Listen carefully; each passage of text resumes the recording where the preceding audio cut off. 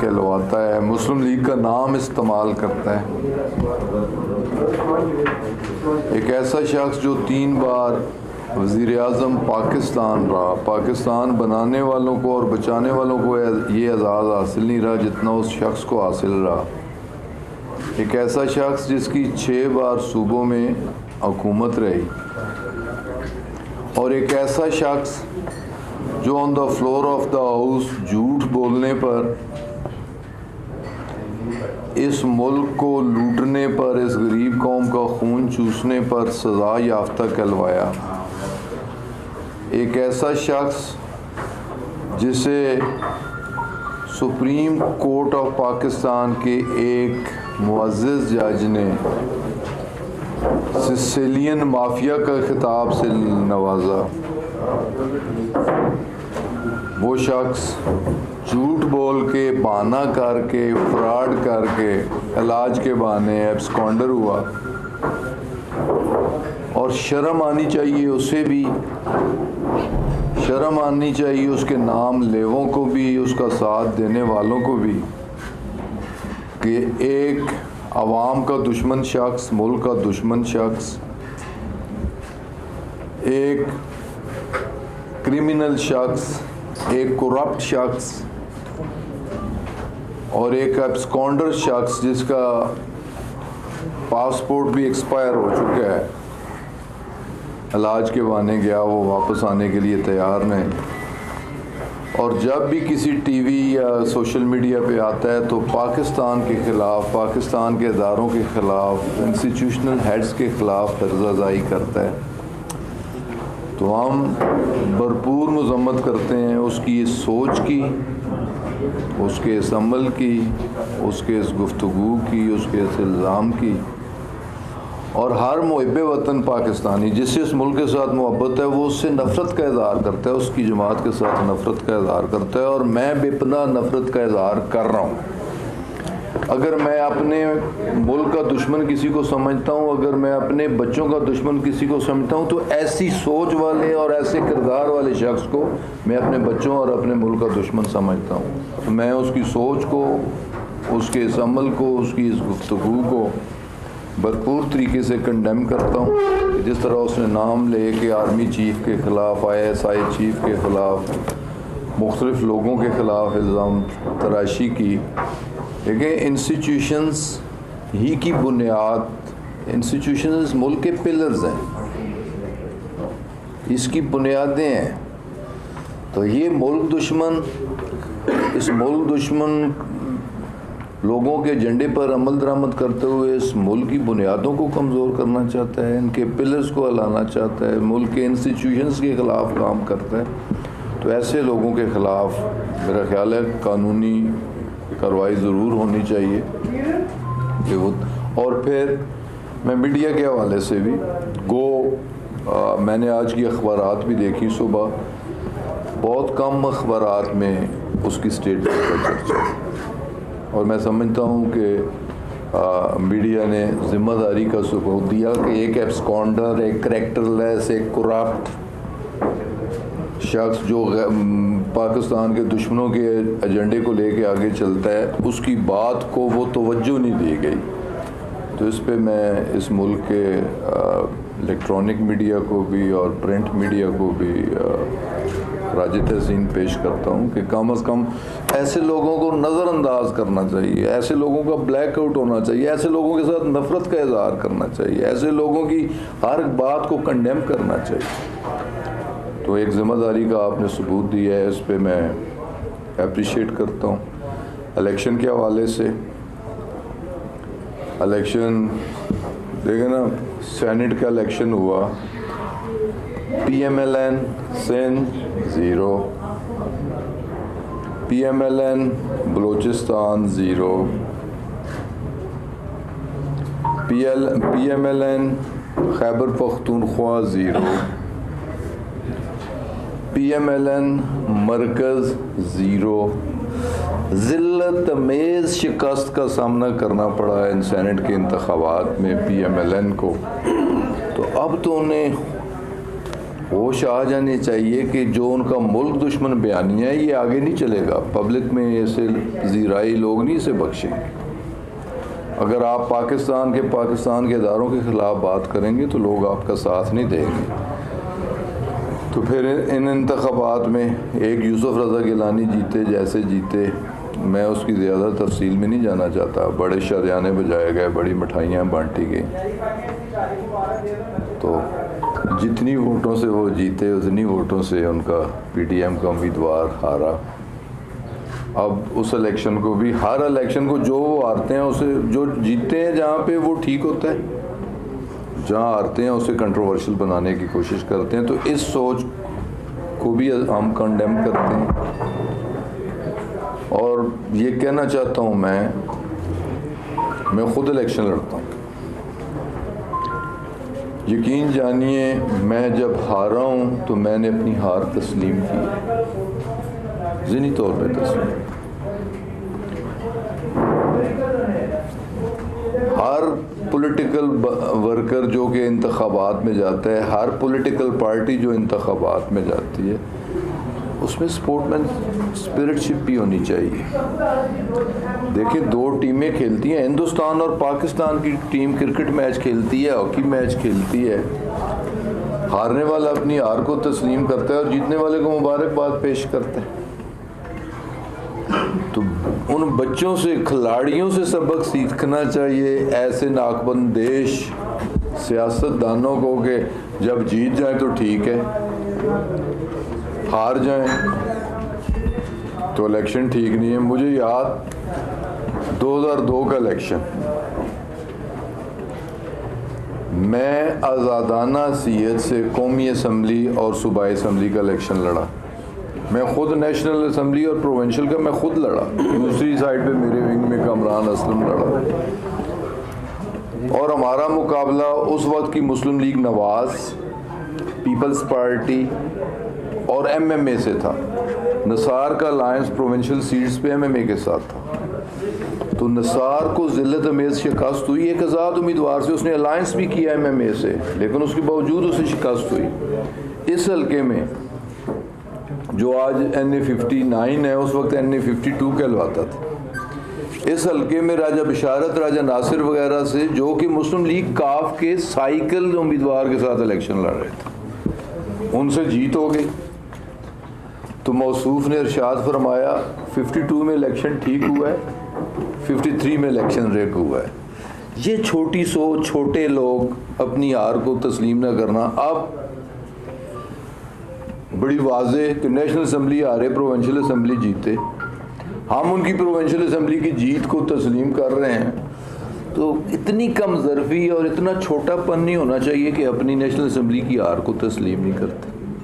तो ये सियासतदानों को भी अपने रवैये में, इलेक्शन लड़ने वालों को भी अपने रवैये पे नज़रसानी करनी चाहिए। अब मौलवी साहब, मैं रात सुन रहा था, मैं मुल्ला जी हैं की आख, सारा फतूर हज़रत शैतान दी ड्यूटी सिर्फ मुल्ला जी दे रहे, और ये बगल बच्चे बने वो इन्होंने इस्तेमाल कर रहे, वो इन्होंने तो पिछले को बदले चुका रहा है। ताज़ा स्टेटमेंट में रात वेखी उन्होंने सुनी है कि पीडीएम को इस्तीफ़ों पे गौर करना चाहिए, इसके बगैर काम नहीं चलेगा, क्योंकि वो असम्बली में, सेनेट में जा नहीं सके। अब जो नहीं जा सके वो कहे जी अब सारी असम्बलियाँ गलत हैं, सूबाई असम्बलियाँ भी गलत हैं, कौमी असम्बली भी ठीक नहीं है, सेनेट भी, हर जगह ख़राब हो गई है, तो उसमें एक मुल्ला जी नहीं है। तो अल्हम्दुलिल्लाह कि इस मुल्क की सबसे बड़ी बुराई इस सिस्टम में आज कहीं एग्जिस्ट नहीं करती। अल्लाह ताला ने उसके शर से इस सिस्टम को महफूज रखा है और फर्दर भी महफूज रखे।